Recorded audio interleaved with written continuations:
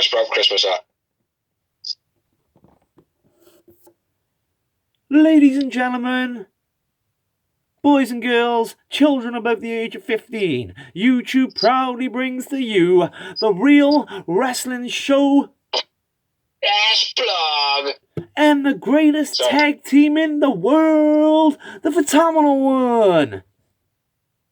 And the bold bastard Bigsy. The Real Wrestling Show -blog. In the house with another episode.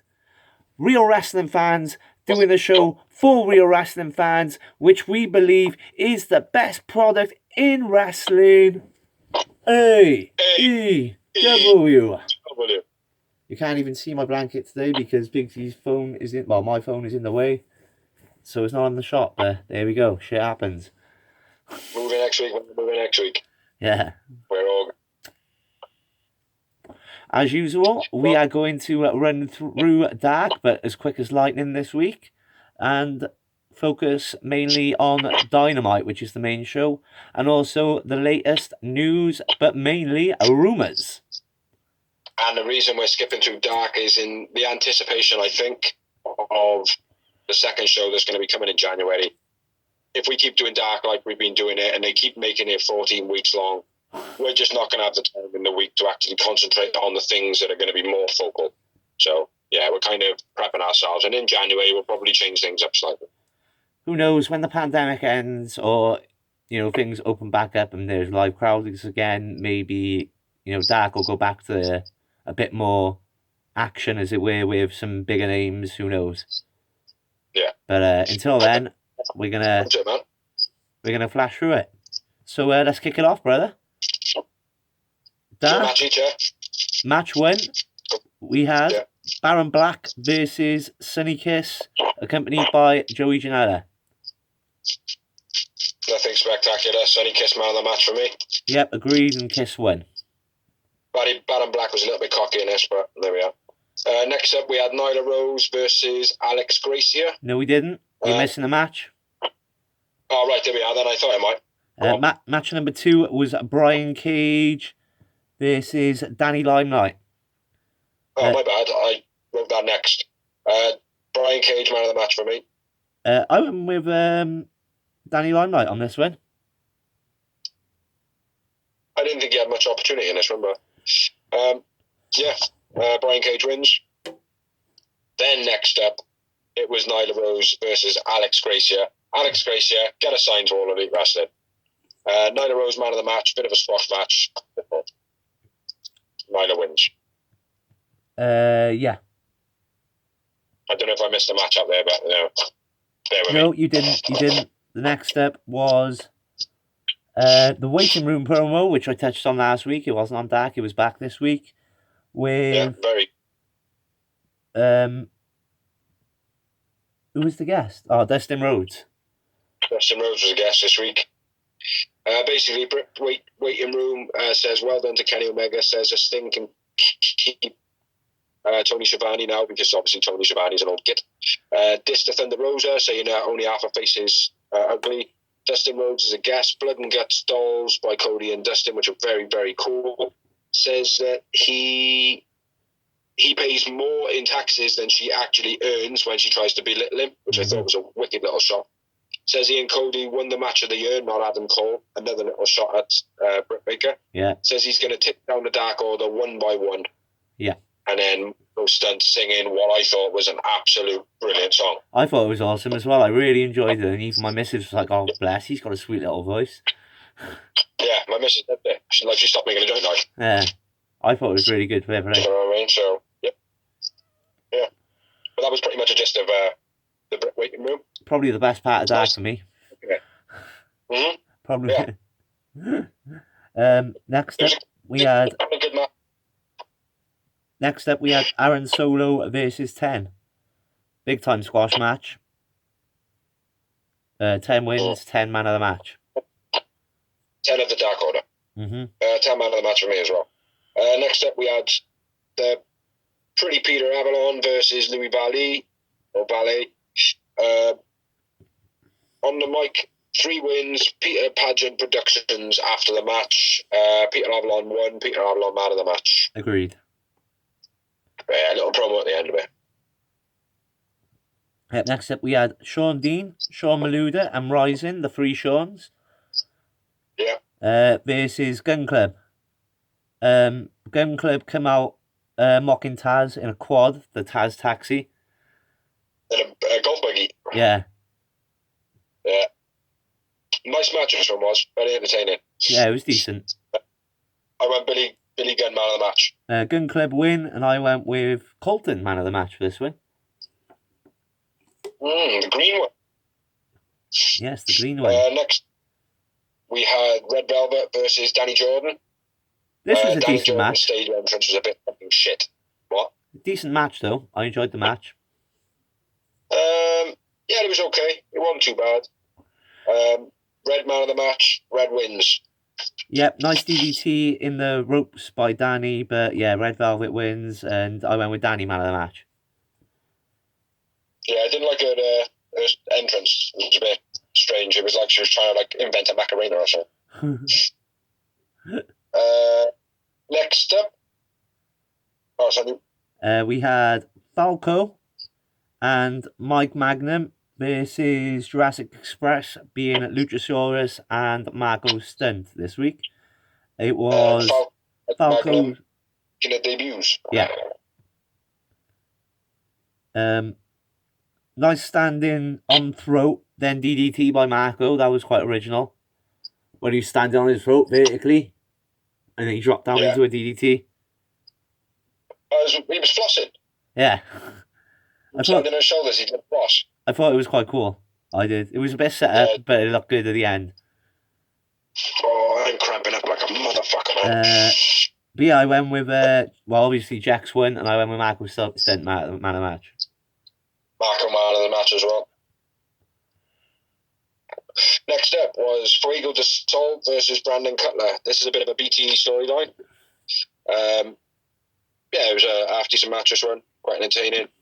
Bit of a nasty dive by Fuego. And Fuego man of the match for me. Brandon Cutler wins. Fuego man of the match for me too. But yeah, out of a sketchy dive on that one. Next up, we had Skylar Moore versus Evilise. Yeah. 6 submission at the end. Yeah, it was Evilise is good, man. She's so intense. Like, even the sleeper hold where she just grabbed her and she was ragging her, it made the sleeper look real like. Sorry, but I got cramp in my leg. Yeah. And then she's good, man. I said she's good. Yeah, and then nice reverse into the finish, which was a 6 submission. Evilise wins. Evilise man of the match. Yeah, nice, man. Evilise man of the match. Next up, we had Swole versus Lindsay Snow. Liking Lindsay Snow. Yeah, I think she's good, man. I think the women stole the show on this tag, to be honest. All the female matches were pretty decent. Yeah. Where we at? Sick pin by Swole. Good match. Swole looking ill, though. Swole man of the match. Swole wins. Agreed. Swole wins. Swole man of the match. She does look ill, though. Yeah. Next up, we had VSK and Sneeze. I call him Sneeze because Sutarachu. Yeah, Sutarachu. Versus Hybrid 2. Sutarachu makes his AEW debut. And I went with a Hybrid 2 win, and I went with Jack Evans man of the match. I went Angelico man of the match. They attack after the match as well. They don't stop it. Yeah.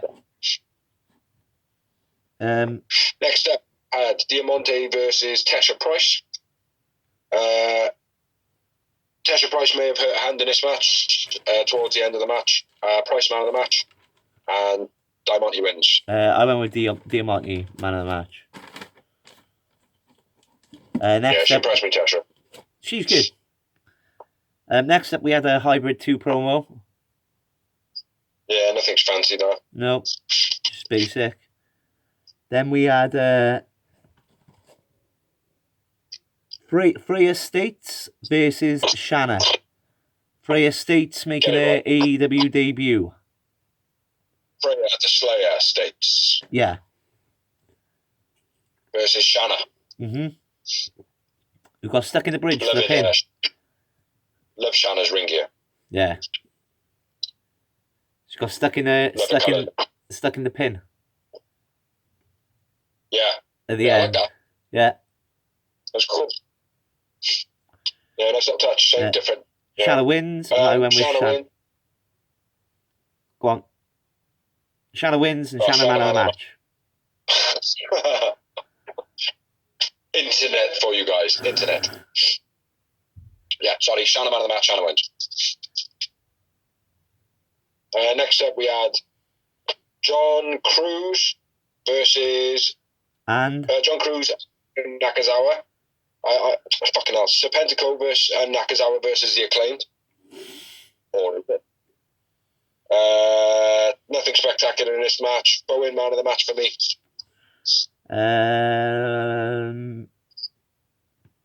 Nakazawa. Win, I believe. I went with Nakazawa man of the match.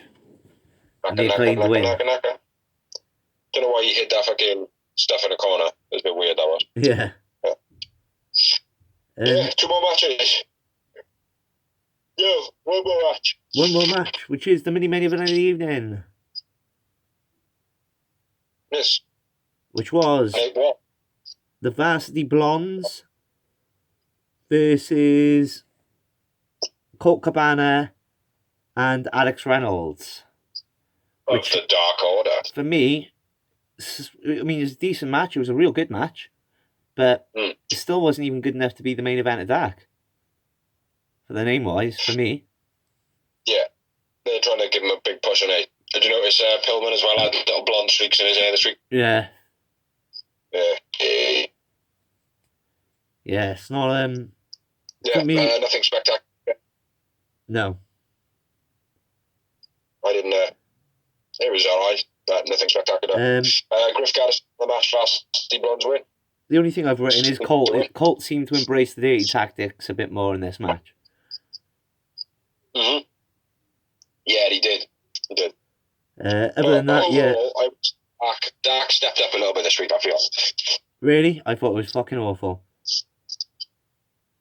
I felt like it was more of a rounded show. Well, I went with Alex Reynolds, man of the match. That is... What? Alex Reynolds was man of the match. Oh, yeah. After that, we had... yeah, Griff Harrison, I remember. After that, we had Dasher Gonzalez interviewing Dustin, basically saying he's going to take out the Dark Order. And then we had Alex... Saying exactly with the Britt Baker promo. Basically, yeah. And then we had Alex Marvez interviewing the Varsity Blondes. Yarp. And that was it. That was all Dark was. That's all she wrote. So, moving on to the main part of the show, which is Pyromite. Dynamite. Ah! Well, you got a fucking light there, have you? Huh? It's a lighter. Would you have a light? No, it's a lighter. Oh, it looked like you were flicking a light on or not. Pyro. Yeah, good show. Certainly a lot better for me this week, considering I didn't see any spoilers, except for one, which I was a little bit disappointed in, but at the same time, now we're fucking Pyro. But at the same time, the way that it actually happened was kind of like, oh, well, the spoiler is fine because I seen what was going to happen, but I didn't know the circumstances, so that was pretty right. Well, yeah, I did not see any spoilers.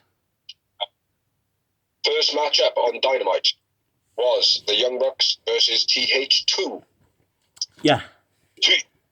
TH2. That's Angelico dancing, by the way.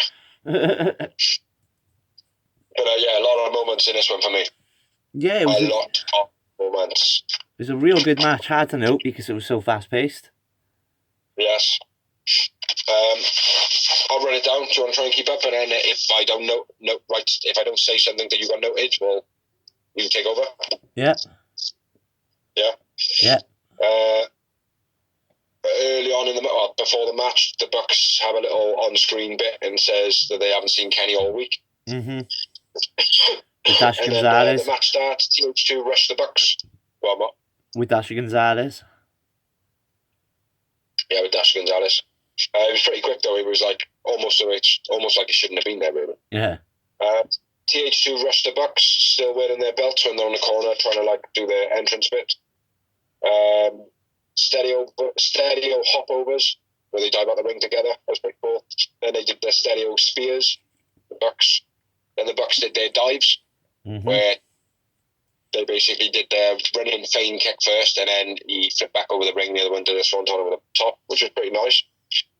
Jack Evans' flicky bit into the Bucks flip drop kick. Mm. Yeah. Where it ended up that the Bucks actually did the backflip double drop kick. Yeah. But Jack Evans doing loads of bits before, like fucking stood out massively for me. Jack Evans did. Yeah. Around the part. Jack Evans off the top of Matt when he's got hold of Angelico. There's a moonsault to the outside. That was sick. Yeah, to the platform. That was real good, man. Nick super kick to Jack Evans was a fucking beast in the ring. Yeah. That was my very next note, mate. Yeah. Oh, it was fucking huge, mate. Angelico selling it absolutely amazingly in this match as well, I felt. Yeah. Jack Evans thrown into the Acclaimed in the crowd. Well, before that, there was a nice standing moonsault top rope splash combo by the Bucks, and a neck breaker on the knee into a spinning flatliner by Hybrid 2. Yeah, that was cool, that was. Yeah, and then the Doomsday device on the ramp. Yeah, a couple of other things there, though. Jack Evans thrown into 450 by Jack Evans early on. Some sick double teams throughout. I wrote that because I couldn't know them all. Yeah. Matt reversed the powerbomb into a Hurricanrana, and then Nick Jackson kicks him in the face. That was fucking brutal. Yeah. Loved that, mate. Where Angelico had him, and he kind of had him up for the what's the All's move? Last call. The Razor's Edge. Edge. He kind of lifted him up like the last call, and he reversed it into a Hurricanrana. That's fucking beast. Fucking beast. 450 again then by Jack Evans to the outside. Yeah. And then I'm at the Navarro lock.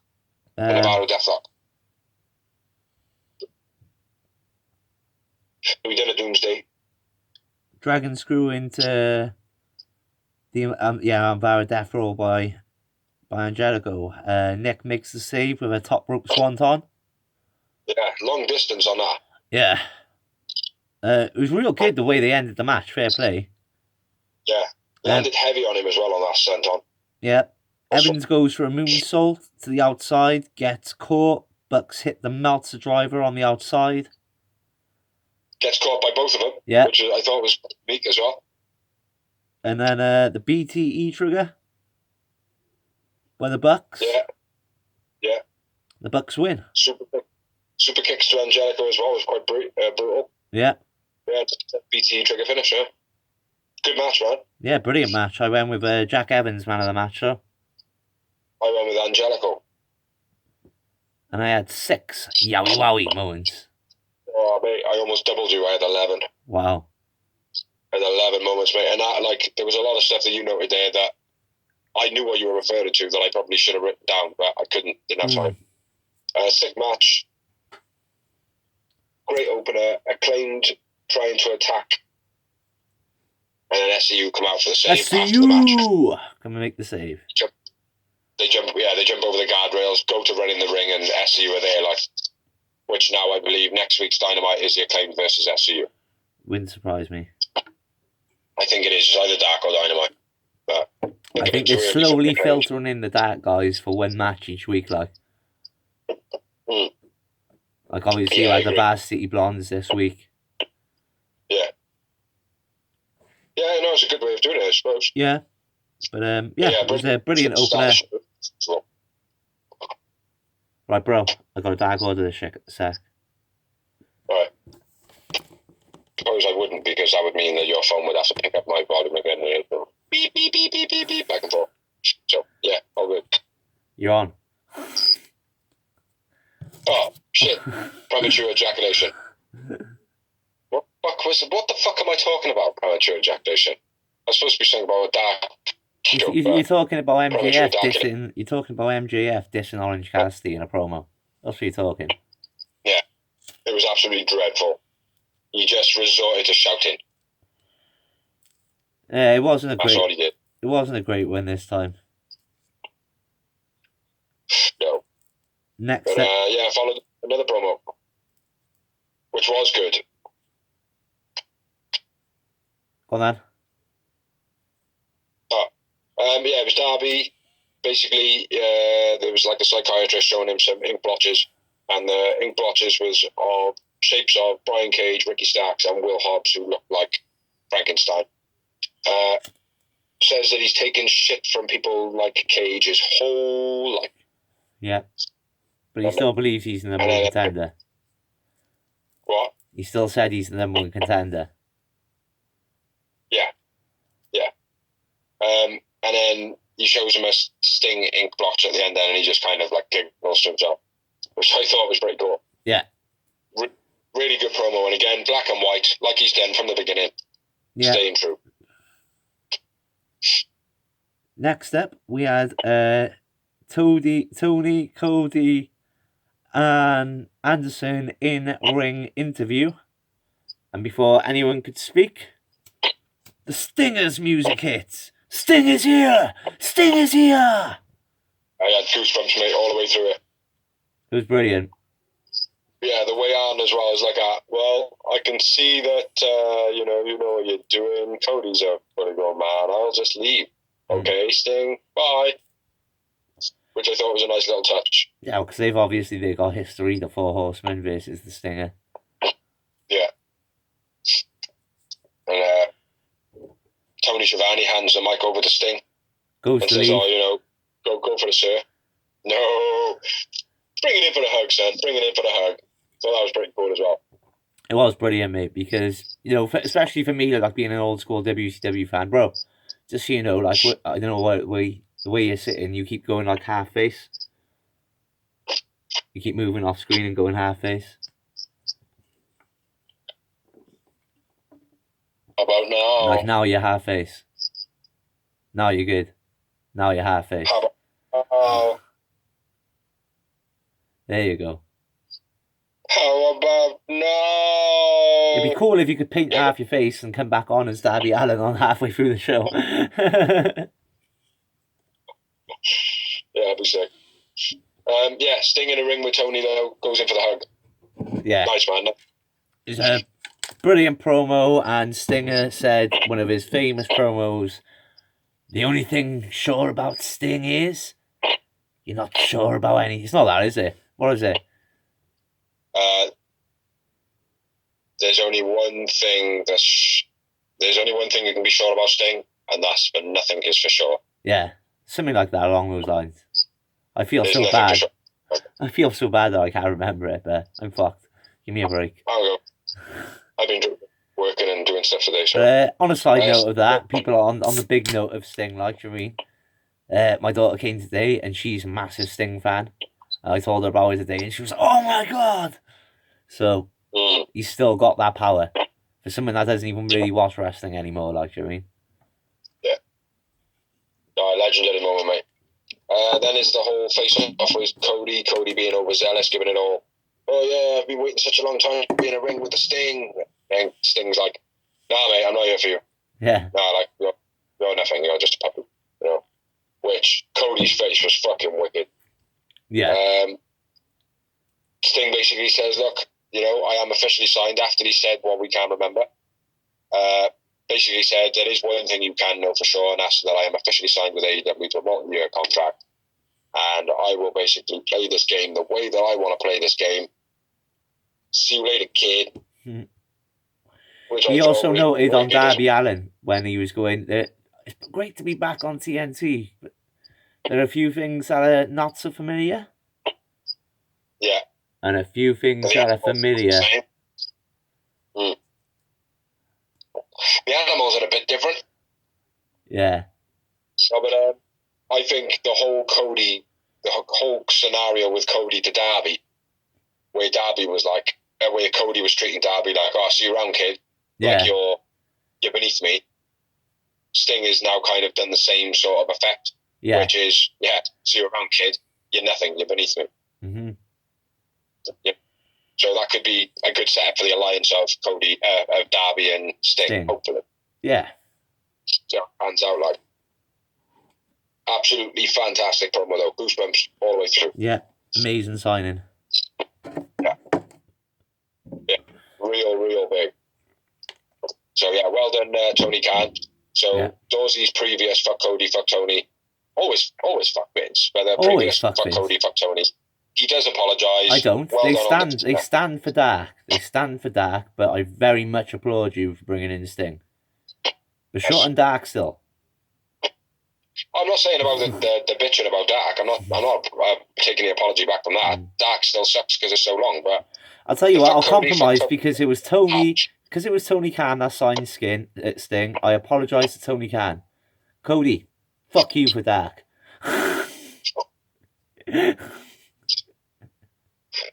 So the apologies, not so much. Sorry about that. I know I was off the screen again. I think that's true.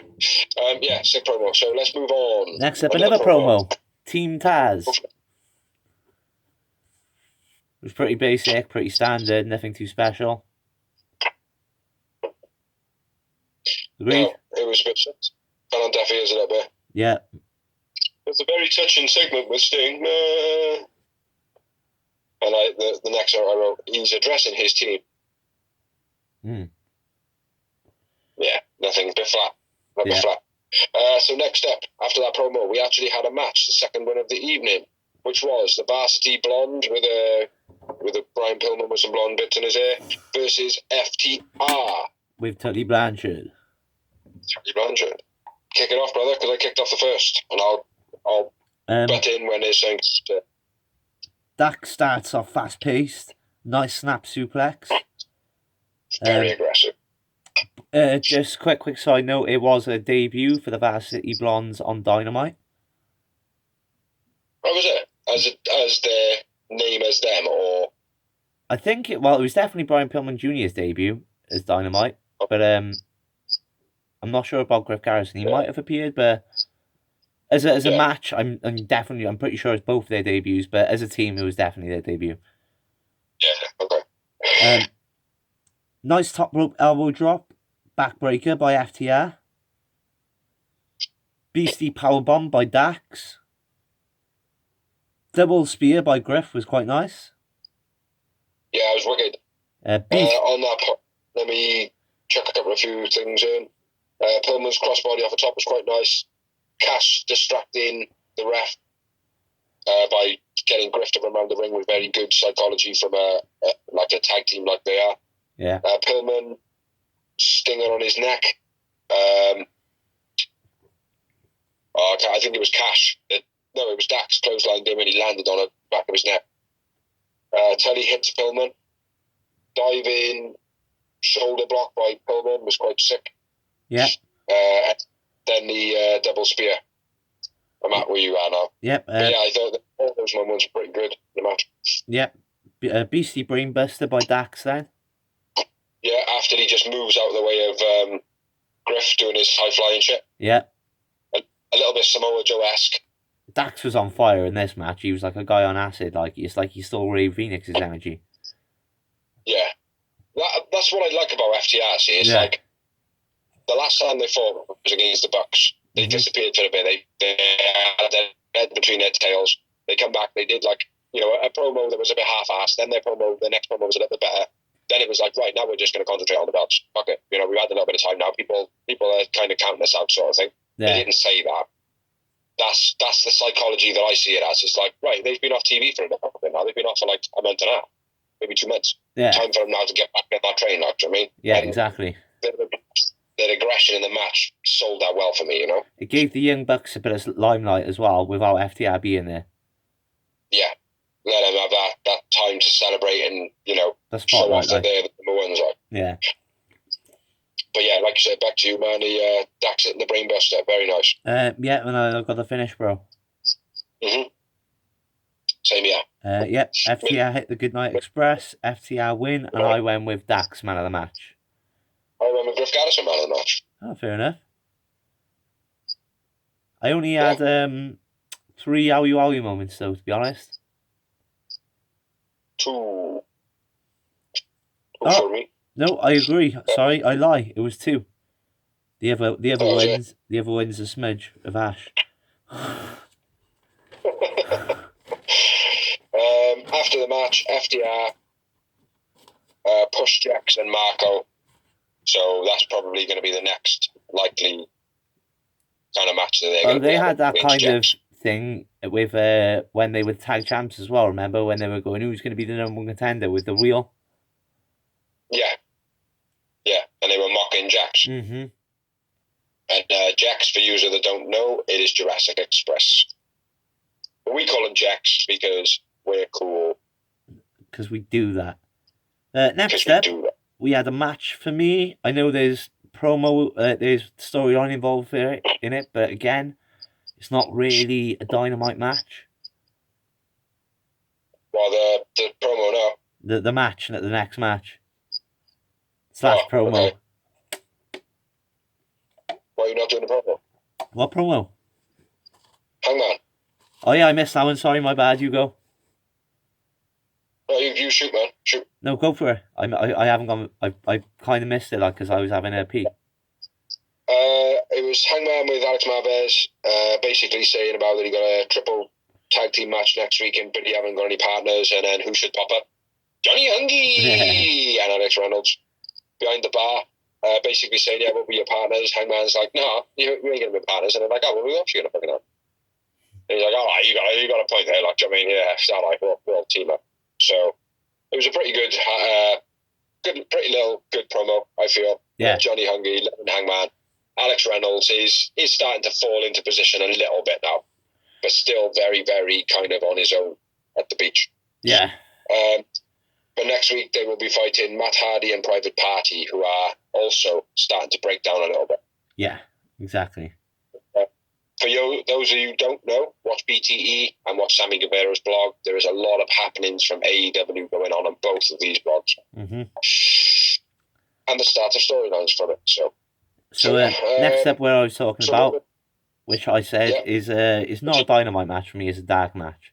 Should have been. It certainly was not a Dynamite finish. Match. Yeah, it was shit. It was such a shit match. Such a shit match. Spine buster by 10. 10 boots. 10 boots Dustin to the outside. Aaron Solo gets in 10's face and catches a beastie pump kick. That was probably the best moment of the match. Yeah. And then a running bulldog by Dustin gets the win. The bulldog. That was the most memorable part of the match. It's like, what the fuck is that? Yeah. Now, don't get me wrong. If it was like a bulldog but holding on until it was like a DDT bulldog, fair enough. But it wasn't.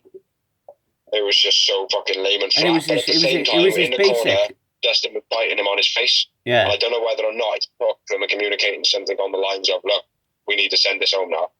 We need to take this home. Yeah. You know what I mean? We've got the Bucks, maybe the Bucks and Hybrid 2 went over time. Who knows, like, because that happens, like, you know what I mean?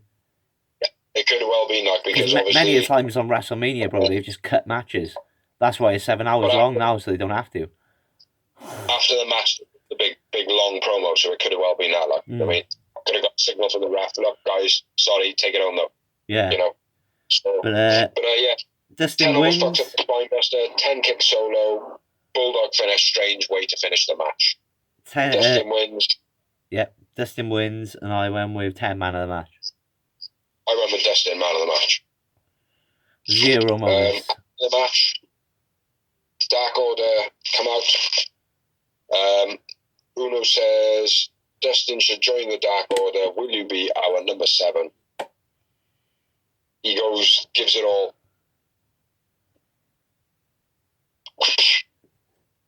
Oof. Slaps Uno.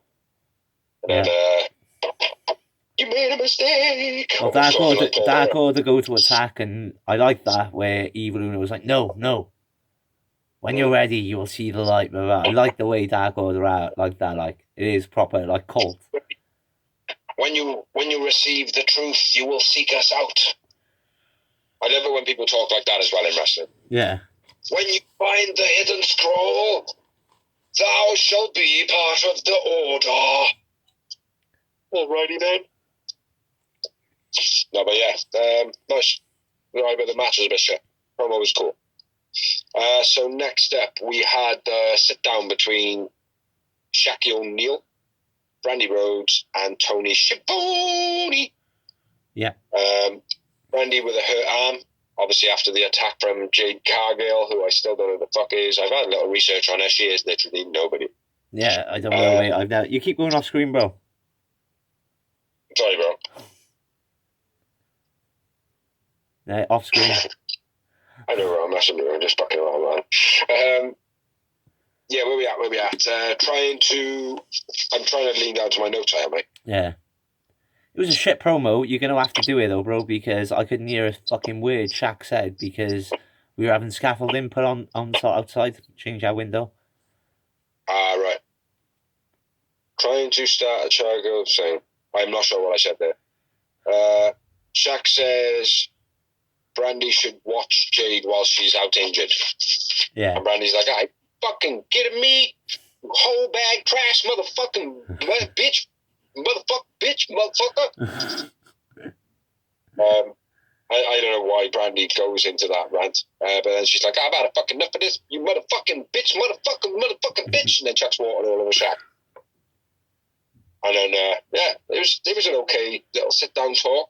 I think Brandy is getting far too much time on everything. And I think Shaq is a waste of time. I don't think so, see. I think I would quite like to see Shaq versus Cody, putting him in his place, even though Cody's going to win it. No, he won't. Shaq will win it. The celebrities always win. I'd see at least Shaq throw Cody around the ring a little bit. You know? Well, apparently, the reason that WWE didn't go through with their deal with Shaq is Shaq was meant to fight the Big Show. Remember, he jumped the ring at WrestleMania. Yeah. 1 year, or just the reason they didn't do it is because he wasn't fit enough. Oh, was it? Yeah, he couldn't go in the ring at all. Like he was blowing up within like a minute. Yeah, there's ways around that, though, mate. There's ways around. I'm not being funny, mate. Neither one of us are the fittest people in the world, like, do you know what I mean? But I'm sure I could go like a couple of minutes in a wrestling match just to promote it if I was a big name. Yeah, I understand that, but again, you're a fan, so it's a bit different. You get the buzz off it. Yeah, I suppose. Like I said, bro, if you could bottle up adrenaline, it'd be the biggest selling drug in the world. Don't want to be selling a shit show, essentially, like. Yeah, that's it, mate. I don't want to see... WWE is the one that brings in the celebrities to put stars over. Cody doesn't need Shaq O'Neal to be put over. Cody's big enough without Shaq O'Neal. It's just to get eyes on the product. That's what it is. Shaq signed to TNT. Yeah, I know he signed to TNT as part of the deal, probably. I think it might be like, well, let's get some stars on your show. Yeah. Let's try and push the game, do you know what I mean? Which is fair game, mate. Do you know what I mean? That's exactly what WWE do. I know, I understand that, bro, but it doesn't always work. Look at RoboCop with Sting on WCW. Shut up, man. They can't be bringing RoboCop in. If you heard they're bringing RoboCop in, if they're bringing RoboCop in, I am going to be the biggest fan of AEW. In WCW, they legitimately did a tag match with Sting and RoboCop versus, I can't remember who it was. But it was legit, like, I mean, it happened. Chucky appeared on WCW. But at the and time, did a promo RoboCop against Rick Steiner. It was an idea. It just didn't pan out, did it? You know. One of their best promos was probably the Shockmaster. I did the Shockmaster on my NWO promo on the channel where the mop falls off my head. Yeah. But anyway, let's move on. We're dawdling a bit. On to the Inner Circle promo, the Ultimatum. Go, bro, go. Basically, the Inner Circle will break up if they don't sort out their shit. So MJF apologizes to Sammy Guevara, Ortiz. Ortiz accepts it. Sammy G kind of gets pissed off and goes, listen, I will quit the Inner Circle if there's any more funny shit. I'm telling you this, man-to-man MJF, and I'm telling you this, man-to-man Chris. This was after Ortiz did a big speech. Yeah, sorry, I did say Ortiz. Santana, I meant Ortiz. And Ortiz chucks in there, Sammy, shake his hand. You're better than him, and you know it. Yeah, which I like. A nice pop crowd, like real nice pop. Yeah. And after we all think everything's said and done, Jericho's like, we'll move on. And Hager's like, hang on a minute. This guy keeps fucking staring at me.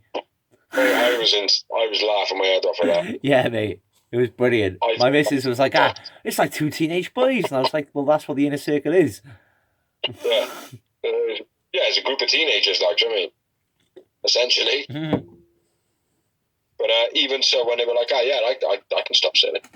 Yeah, well, how can I stop staring? Yeah. And even though they stared, they were still staring. Being Wardlow, this is, because we didn't mention it was Jake Hager who started it, going, Wardlow, you keep staring at me, and Wardlow replies with, no, you're staring at me, and it's kind of freaky. Why do you keep staring at me so much? I can stop staring whenever I want. I can stop staring whenever I want.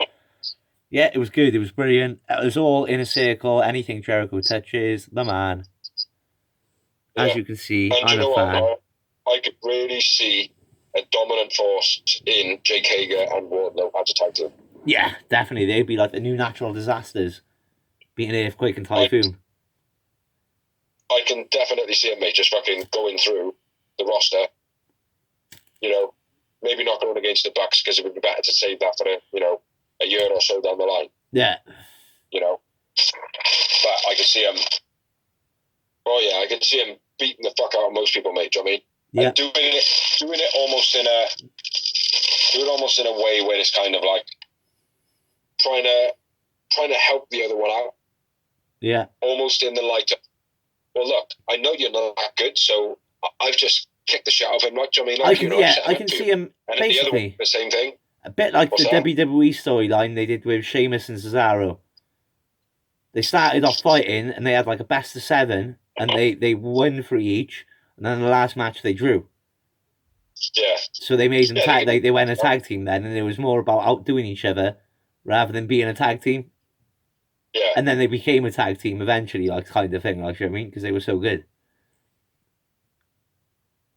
Yeah. No, it's, I think there's a lot of length in the Inner Circle still. I think there's a lot of storylines there, a lot of story arcs. Definitely. But nice promo. I will say though, Sammy G is eventually ending up with Matt Hardy. Probably, yeah, because Matt Hardy was the one that set in that thing of you need to leave Jericho. Yeah. Yeah, that could be the way. Anyway, let's move on. Next up, it was another promo, FTR with Alex Reynolds. Alex Marvez. Fear the Revelation says that Jungle Boy is an idiot for doing the ropes in a battle royale. There was nothing else noticeable in it. I don't know if you wrote anything down. No. You know, the only thing I spotted in it was the whole diss of the Jungle Boy thing, which is another extension of the pushing jacks at the end of that match. Yeah. So, So on to the next match, brother.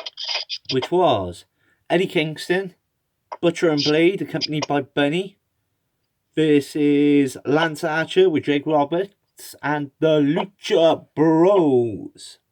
I would like to point something out in this. Last week at the end of Dynamite, Eddie Kingston rushes the microphone at the end of the show when it goes up there, basically saying like, "Oh yeah, where's Lance? We're starting now," blah blah blah, with that kind of eager anxiousness. And then when it comes to this match, he was all laid back and chilled and not ready. I would have kind of expected just to make a point of the fact that he was the last voice kind of thing that went off air. Kind of be like a Moxley entrance. Yeah, be like there waiting for Lance Archer to come down, like, do you know what I mean? Like, and save the person that Lance Archer would bring down to the ring to chokeslam as making a point. I'd be like, nah, I ain't doing that. And then, go in for him. But it wasn't. It was very laid back. He was hiding away from him. Yeah. Which also works, but I would have liked to have seen it the other way. Yeah. Or at least him try to go bam, bam, bam, and Lance Archer just eat all his shit, and go, and what? Yeah. And then him go, oh, fuck. Yeah. And then lay back, like. Exactly. yeah, it's nothing significant, but I just would have liked to have seen that. Why would they put it? It just if I get you, because it felt real off. The way that Dynamite ended last week and Eddie Kingston out of nowhere came off for the last 4 seconds. Yeah. Yeah. And it was like, oh, okay, maybe this could go somewhere, but it didn't go anywhere. Mm. Little things like that, I think, mean so much in an entertainment setting. You know exactly. What I mean? Especially when you've got hardcore fans like us that pick up on it. Yeah. Yeah. It's not even hardcore fans, mate. Even if anybody could see that and go, well, last week he was bitching off and being like the macho man. Like, why is he doing that this week? Why is he not mentioning what happened last week? Yeah, let's move on because we're going on a bit too long about a 4-second segment. Yeah. Well, finish off the macho man. I've only just started it. Archer dives in the ring in a crossbody right off the bat. Mm-hmm. Sort of takes out everyone. All out brawl on the outside by everyone. Then Butcher. They threw a table, man. That was unusual. Yeah, Butcher throws a Pentagon vertical suplex through a table, which I thought was done perfectly, I've got to say. Yeah, and then Penta was rushed off to a helicopter ambulance waiting. Yeah, which made no sense because Pentagon's been in much worse matches and that match didn't even start. Yeah, it was strange. Yeah. Strange, but yeah, Penta at this point now is gone. Is he injured? We don't know. I've not checked online. Don't know. Haven't Googled. Or is it part of the storyline that he is going to turn? Because Pac wasn't there this week, obviously. Yeah, again. Second week now. Mm-hmm.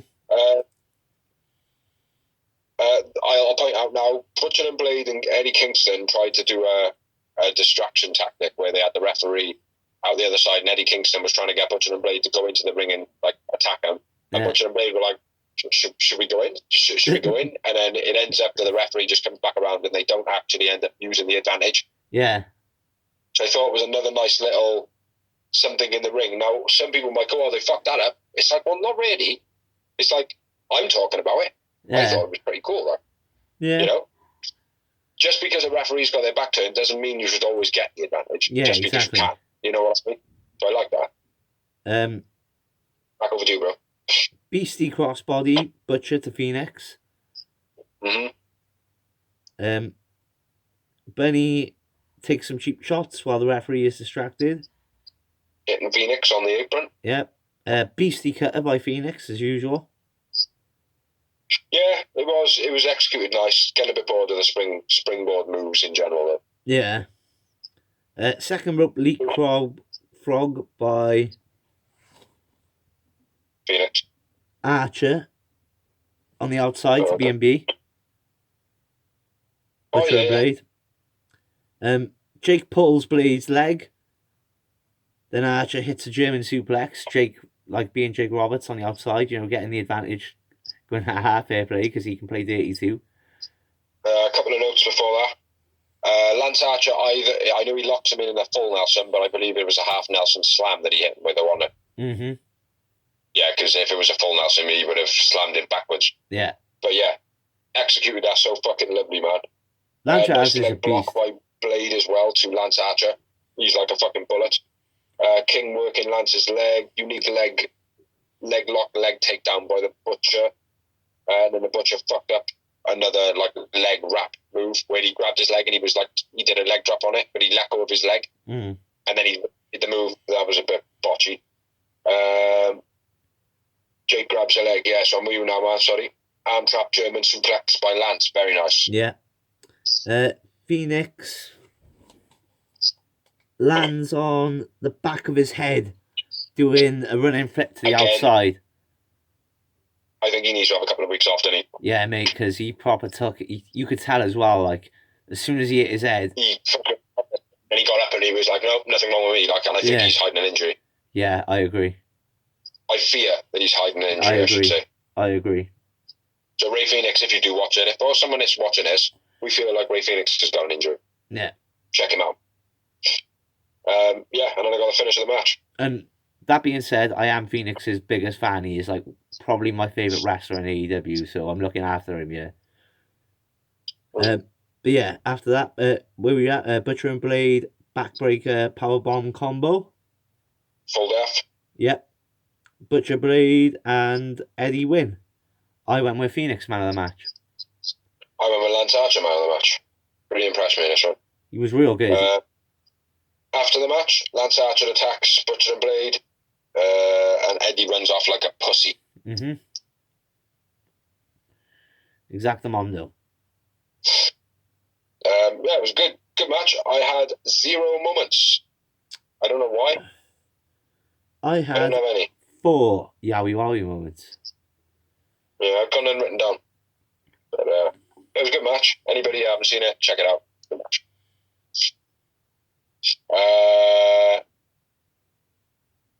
Then we had a backstage segment. Yeah. I believe. And it was Jade, Nyla, and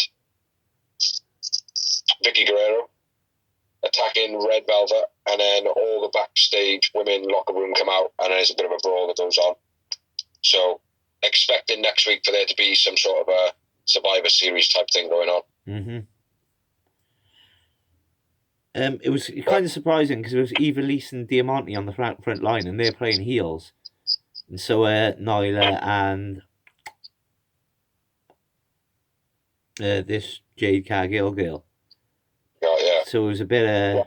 I was a bit miffed by that. I feel like it might be, hey, don't fucking try and take the top spot from us, bitch. Mm. It might be that, which that is always a run-of-the-mill type thing, like that is overlooked in other companies. Yeah. Next step. Bit of a pointless promo, I felt though. It was good to watch, but I don't understand this Jade Cargill. Yeah, I don't know exactly. why. You know, I would be pushing someone more like Danny Jordan, Tasha Price. Yeah. Abaddon a bit more screen time. You know, there's loads of people I would put in front of Jade Cargill. She's obviously anyway, something to do with Shaq, so. Yeah. We were talking about Abaddon. Next up, we had Abaddon Abaddon in action. In the ring with Tasha Price already. Squash match, essentially, because that's what happens when you are a green one and you don't get an entrance. Yeah. So my note is squash, Widow Peak type neck breaker. Abaddon wins, Abaddon man of the match. 1 moment. 0 moments, but yeah, Abaddon man of the match. After the match, she attacks Tasha. Sheeta comes out, very hesitant, hits Abaddon with a kendo stick, and Abaddon sits up like the Undertaker. Mm-hmm. Again, this all is being done perfectly, apart from the fact that she'd already whipped her ass on Dark. With no fear. Well, she showed a little bit of intimidation, but she beat her. Yeah. Do you know what I mean? She was showing nowhere near as much fear as she's showing now. Yeah. So, like I said, the problem is that match has happened already. If it hadn't happened, this would all be perfect. Everything's being done perfect. Yeah. But because I know that, and I remember it, and it's burnt in my brain, I'm like, can't take it serious. Yeah, well, you know, it was early on, though. Do you know what I mean?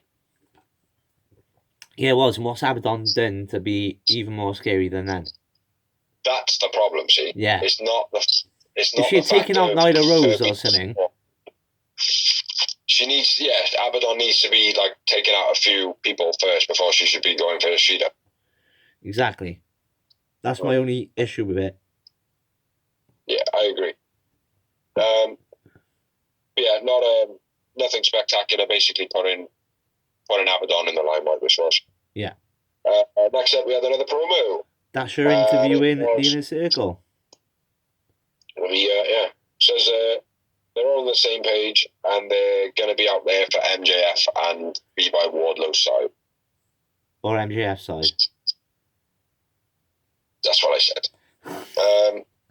Then we had another promo, and Kenny turns up in a chopper, which I thought was pretty cool. You know, very cleaner-esque. I don't know why everyone's going on about the cleaner. The cleaner will be there when he arrives, and you're like, fucking hell, that was amazing. Like, against Moxley, he was good. Do you know what I mean? He was real good. Too many V-triggers, but he was good. Do you know what I mean? But when you see these matches, then you'll be like, oh, yeah, okay, fair enough. Like, it's not about when's the cleaner going to be there. It's like, I can say from myself, there's the cleaner. Yeah. That's the character I remember. Do you know what I mean? Yeah. But Jericho turns up in a chopper. Kenny Omega turns up in a chopper. And then Don Callis appears from nowhere like he's spawned out of a character out of Vice City. Like that helicopter only had 2 seats, bro. Do you know what I mean? Mm. And then like Kenny Omega come out strutting with his belt, like, and then all of a sudden it was like, ping! Oh shit, someone's in that helicopter. Do you know what I mean? And then Don Callis gets out of the same seat. So yeah, I like the cheesiness of it, but I'm not fucking stupid. Yeah, you know, they could have made it look a little bit better just by folding that passenger seat forward, because no doubt it would have. Again, even if it was folded forward to make it look like there was someone behind it, then cut it, would have been fine. You know what I mean? Again, they basically cut the same promo which they cut on Impact. Agreed? Yeah, very little changed. Very, very little Very changed. little. It was, which again, I'm loving the fact that, you know, Omega's going to gone on Impact, and Impact's coming to. I've always called for that. I've always been a fan of that. Yeah. But don't create that buzz and then let people down.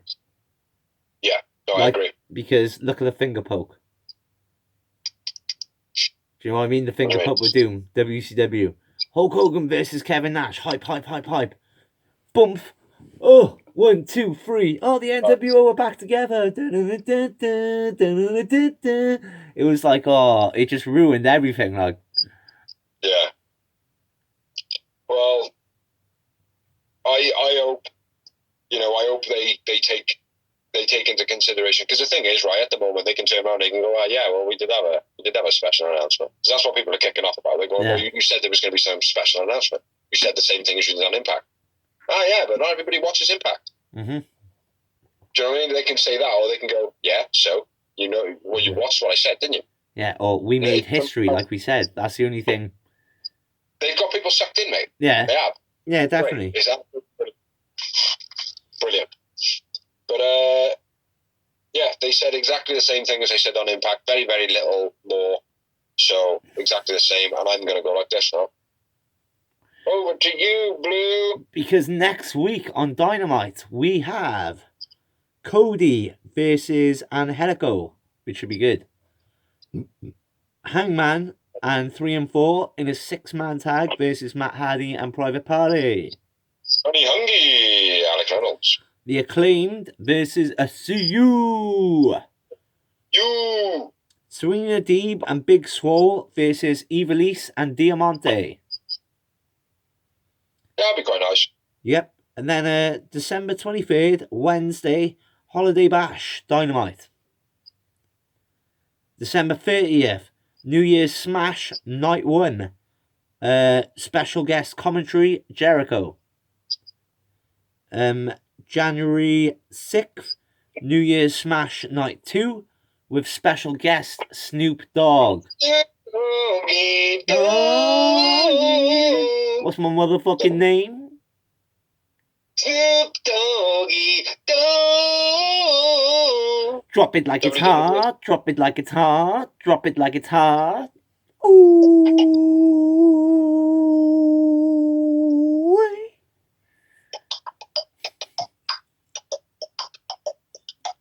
But anyway, third time I'll try. WWE are a little bit pissed off at this. And fuck Vince. Fuck Vince. And then we're moving on to the main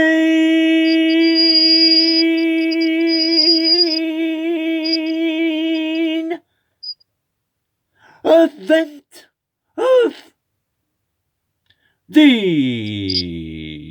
evening. Yes, I couldn't match your lips there whatsoever because it's the internet. But anyway, it was MJF versus Orange Cassidy. For control of the Dynamite ring. There is somewhere in my notes. Hold on. Promo. Where are the promos? I don't know where it is, but at some point, MJF calls Orange Cassidy the Pocket Man. Fair enough. And I thought, fucking sick. And I started singing, "He's the Pocket Man! Banner, banner, banner, banner now!" I hope they run with it like that. That would be fucking sick. And start calling him the Pocket Man. As in, the Rocket Man. Yeah. But anyway, shoot, brother. Go for the main event. MJF attacks right off the bat. Snaps Orange Cassidy's glasses. Yeah, dickhead. Nice vertical suplexes by MJF. Slumdog Millionaire by Orange Cassidy. Yeah. And then Orange Punch to the steel ring post. And then it was the downfall. Yeah. That was the beginning.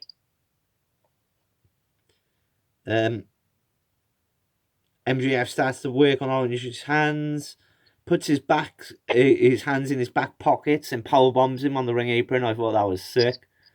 Yeah, that was very cool. This next bit was cool though, man. Not seen that. Not in a long time anyway. I've seen it once. But he stick his finger in the old twisting mechanism for the rope turnbuckle. Sticks his finger through the gap and then starts twisting it backwards. So that was cool. Yeah. Inner Circle attacks Orange while the ref is distracted. And then Orange goes on a flying spree around the ring with a load of flying moves, ending up with like a tornado DDT and then a diving DDT. Yeah. Orange into something by Sammy. Oh, into the post. It's checked into the post then by Sammy. Mm-hmm. Best friends then at this point just leave. My missus was like, what the fuck? Why are they leaving? I was like, don't worry, they'll be back now. And she was like, they'll be back with more people. I was like, no, they'll be going around the other side. And I was looking like around the other places, like, and I was like, when are they going to pop back up on the corner of the camera or something like that? And then she was right. They obviously come back with all newbies. All the green ones. Yeah. Best friends leave. MJF does his pocket bit then. Puts his hands in his budgie smugglers. Yeah. And then Jezza hits it's Orange's fingers with a baseball bat. And then best friends come back out with Top Flight, Varsity Blondes, Brandon Cutler, and that's it. Yeah. It was a beastie shoulder breaker by MJF, then a Tiger Driver. Yeah, just this was after Orange came to life. Nice diving DDT, but still having his hand worked on. Yeah. But yeah, shoulder breaker then by MJF, very nice.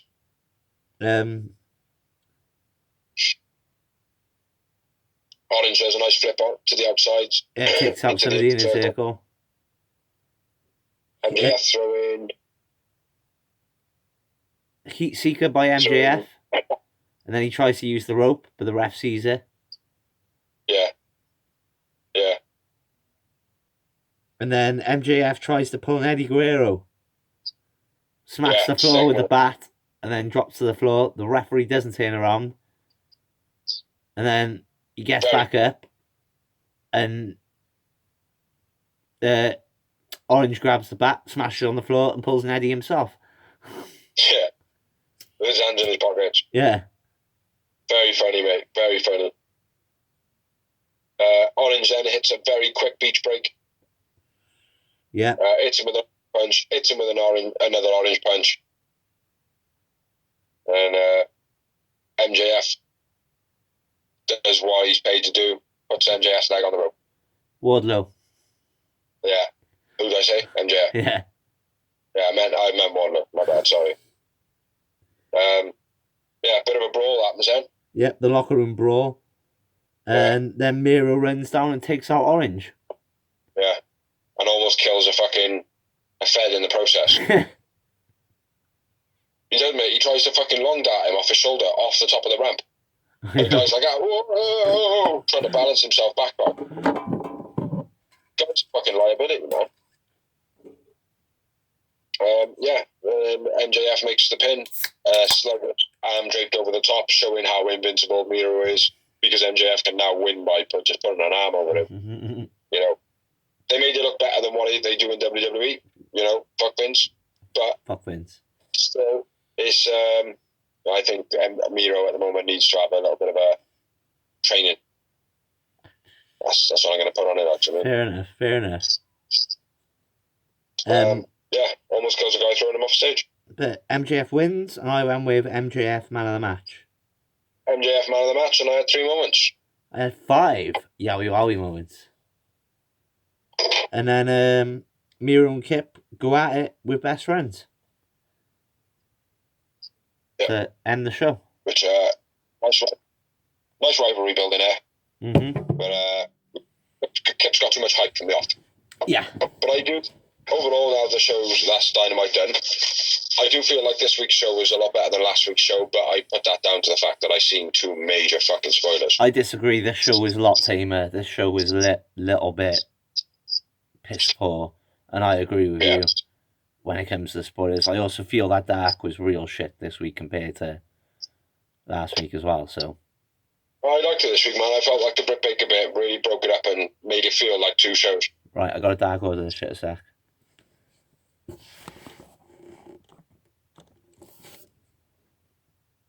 And we're back. There was no cut. I was just seamlessly through the video into the rumors of wrestling. And news. Some news. Many rumours. So we'll kick it off, Biggs. Okay. The guy known as Little Zeus Yeah. has died. I will get to it. I'm actually looking for my news now.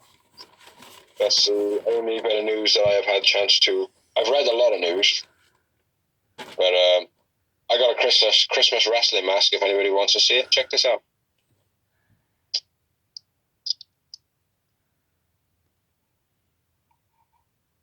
Lucha Sprout.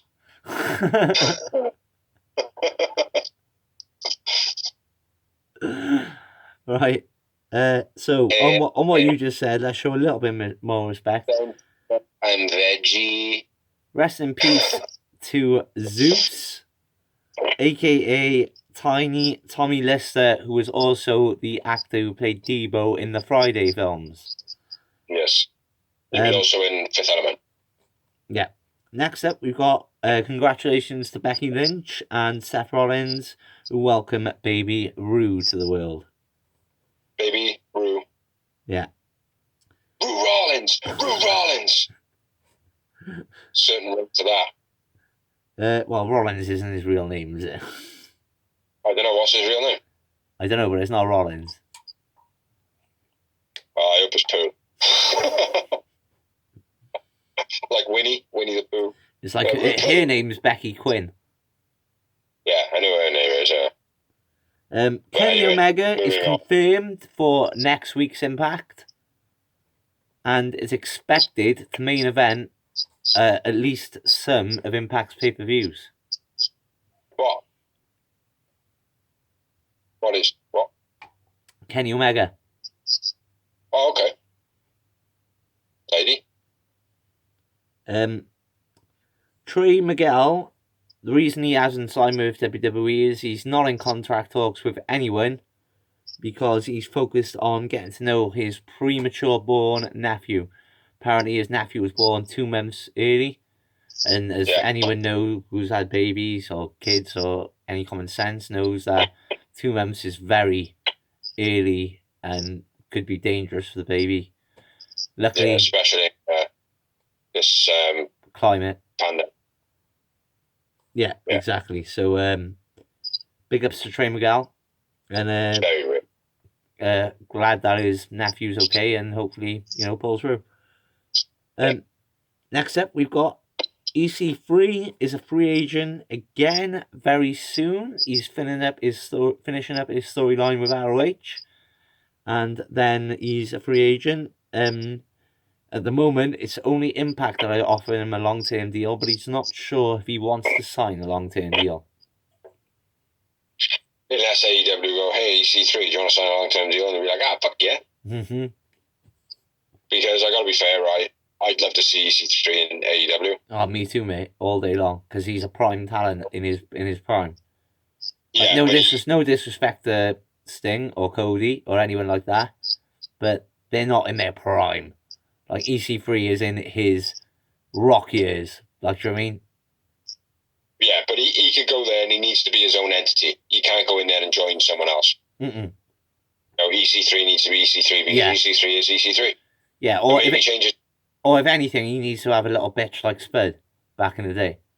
If anything, that is it. Like, I think he could go into AEW, mate, and change his name and fucking not be hurt by it as well. Mm-hmm. Get rid of that EC3 moniker because it's great. It is a great moniker and it's sold him well. Like, do you know what I mean? Like, the Ethan Carter the Third, which is what it stands for. Yeah. Means nothing in the world of AEW. Exactly. It meant nothing in the world of WWE. No, it didn't exactly.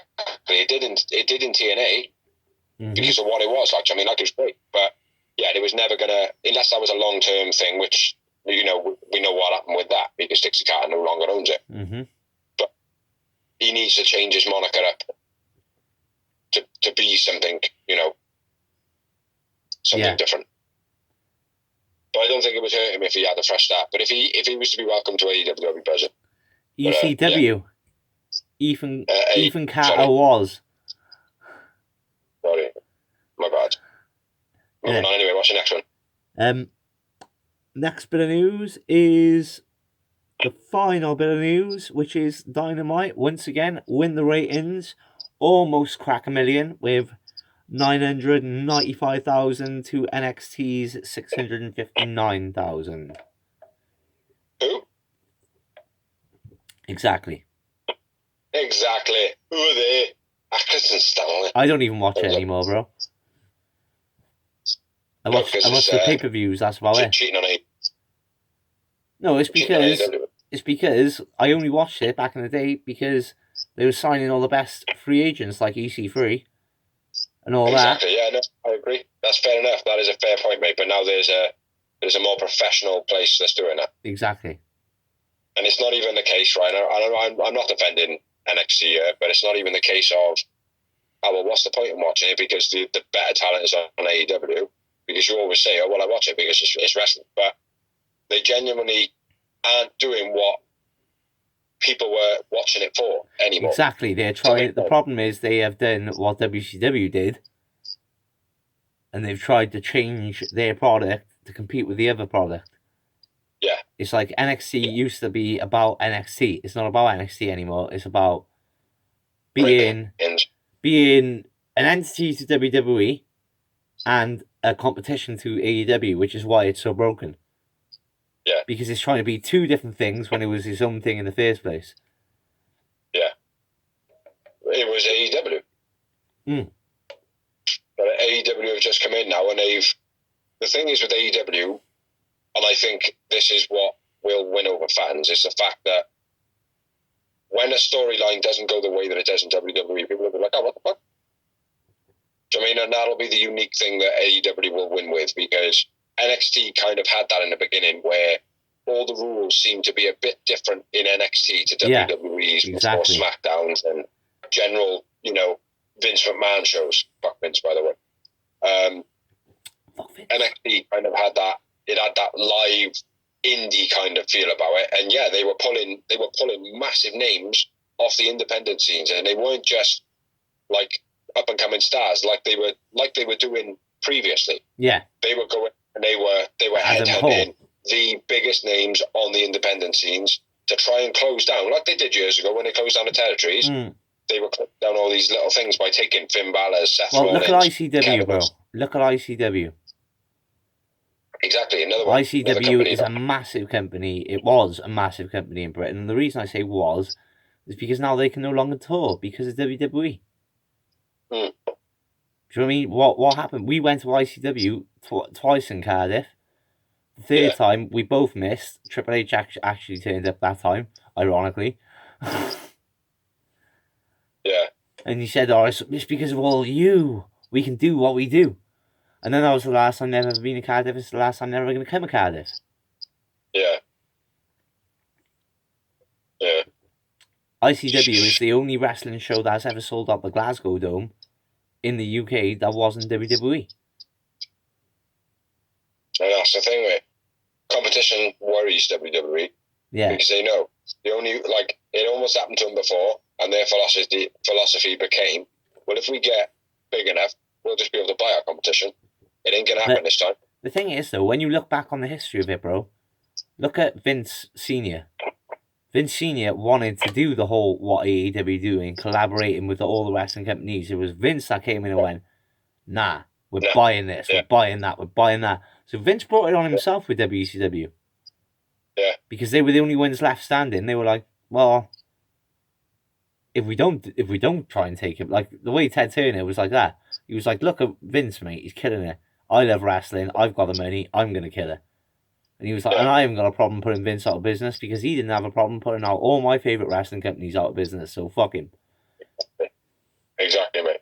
But I see big things for AEW. Their numbers are small, but they're growing, and they're growing slowly, but with consistency. Well, here's the thing. Imagine, and I'm not saying like people are watching both shows or competing or whatever, but imagine NXT wasn't on a Wednesday night.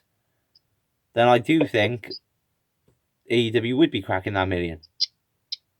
They would, yeah, easily. They would be able to steal that 500,000 fans they're missing. NXT would also be hitting high numbers. Exactly. NXT wasn't fading in the numbers until AEW showed up. Yeah. Yeah. They were in what, sorry? NXT wasn't fading. They weren't failing in the numbers. They were doing good numbers until AEW showed up.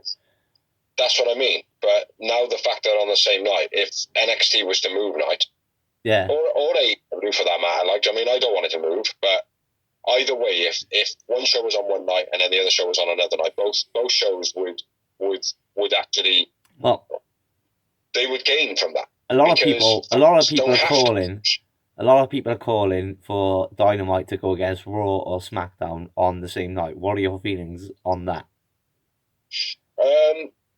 No, I don't want them to. I don't think they need to. I don't think they need to, and I also think it's far too soon. Because I don't want them going against SmackDown or Raw, not out of fear of SmackDown or Raw. But what I want AEW to do is just keep doing AEW, and then wait for SmackDown to make the stupid move of going, right, we got to compete with this company. What can we do? Like, they're beating us. Like, let's go head to head with them. Yeah, and exactly. Let them come to us. Exactly. There is no need for AEW to move from a Wednesday night and a Saturday night on a Saturday night pay-per-view slot. No, exactly. They don't need to move. They don't need to change. I genuinely think that it would be a bad move I agree. If they were to SmackDown on Raw, if they were to step to them, bad news. Yeah. But if they were step two, go in with all guns blazing. You know, because you already got the advantage. Don't fix what isn't broken. Exactly. Do you know what I mean? Like, at the moment, like I said, their numbers are steadily increasing. Exactly. It's a very consistent number rise. It's slow. It's very slow, but the numbers are getting more and more, very, very slowly every single week, and that's exactly what a popular following cult type thing does. Exactly, and they're slowly investing in the talent. Your Stings, your Miros, your you know what I mean. These people which are going to draw viewership. Draw eyes, mate. They pull eyes in. You know, they've got to be careful though, because if they start just pulling money out of the air, that is the latest as well. That was one last bit of news. I didn't write it down, but I did read it. Apparently, Tony Khan is willing to go. This is a rumor. Is willing to go for a bid. No, the worst one. Don't fucking say his name. I don't want it. Fucking say his name. You know who I'm talking about, then. Does it begin with a H? Does it begin with... No, not Hulk Hogan. Oh, thank fuck for that. Brock Lesnar. Yeah, I'm alright with that. I've made my peace with that. I've had little conversations with myself about that. Also, CM Punk coming warming up too as well. CM Punk, I prefer CM Punk over Brock Lesnar any day. Yeah. The only thing is with Punk, he needs to drop the fucking arrogance. No, someone in AEW will just kick his teeth down his throat. We want to see CM Punk get back to his glory days and shit like that. Yeah, we do, but if he needs his teeth pinched out for that to happen, then it needs to happen, doesn't it? So I appreciate that. I mean, but yeah, on the matter of that though, I think AEW needs to stay on Wednesdays. Yeah. And CM Punk is a rumored name coming, like trying to be bought, if you like. Yeah. Because apparently the whole hoo-ha in the beginning was the fact that they negotiated with him over text message. Yeah. You know, but that could have all been a storyline. You know what I mean? This is the wonderful thing stories ever do. You know, but now it's like there's things coming out saying, well, no, we're negotiating as best as we can. We're putting on dinners. We're face to face in. There's none of this text message shit. Yeah. You know. So I think he'll probably show up. Why wouldn't he? He's done with WWE. Massive surprises to come still. But I don't want to see Brock Lesnar in either company, let alone AEW. I'd like to see him in AEW. Don't get me wrong. The biggest thing for it would be fuck Vince, and I think that's the whole that's the whole point of it, as well. Actually, yeah. But not just that though, Matt. You imagine, mate, right? Frontline news in whatever wrestling news that are all over the world. Brock Lesnar shows up on AEW. Bang. People are going to then go, boom, how can I watch AEW? What's going on? It's like Hulk Hogan in WCW. It would be absolutely. Yeah. But what they need to do with Brock Lesnar is they need to write down a solid binding contract that basically says you come to AEW, you wrestle. You don't come here and you don't pussyfoot around. You don't have a cushy job like you did in WWE. You come there for 2 months solid. You wrestle every single week for 2 months and then you can fuck off. You can do whatever. But after 2 months, you work solid. You do as you are told as an employee. Yeah. You know, we'll give you $6 million. So if Brock Lesnar does rock up, who do you want to see Brock Lesnar wrestle? Kenny Omega would definitely be one. Definitely. Say again? Kenny Omega would definitely be one. Kenny Omega would be one. I'd like to see him fight Cody, because Cody being Cody and trying to like go against all the animals and all the beasts that he can possibly fight. I think that would be a nice match, even if he lost. I think that would be pretty good. I think Lance Archer would be a decent one. Yeah, Jungle Boy. Jungle Boy would be a pretty decent one as well, yeah, because he's quite nippy. Marco Stunt would be a good watch. You know, too unbelievable. I thought about that, but it's too unbelievable. What else we got? Jericho. Moxley. I don't know. Moxley, yeah, that would be a good one. My head's gone blank, man. Proper gone blank. But yeah, there's a couple in there, but like Hager. I think for the stint. Hager. Hager would be another good one. That'd be a very good one, actually. But yeah, a 2-month stint, nothing too long, just to basically say, right, you come over, you be a wrestler, you do what, you know, you in WWE, they've made you a laughing stock by allowing you just to do whatever you want. Yeah, that's not how the wrestling business works. One last name, which hasn't been floating around. Let's give you the money you want to have. You know, build your legacy back up by year. One last little name that hasn't been thrown out there, but I'm going to throw it out there because he is a G and he does feel slighted by WWE. Kurt Angle. Yeah, I'd like to see Kurt Angle in AEW, but not as a wrestling capacity. But not even a part-time like Sting? Another person I have been kind of warming to over, I don't know, the last 5-6 months is Ryback. Yeah, only because he's so Vince. I like his hate. I like his hate for Vince. Yeah.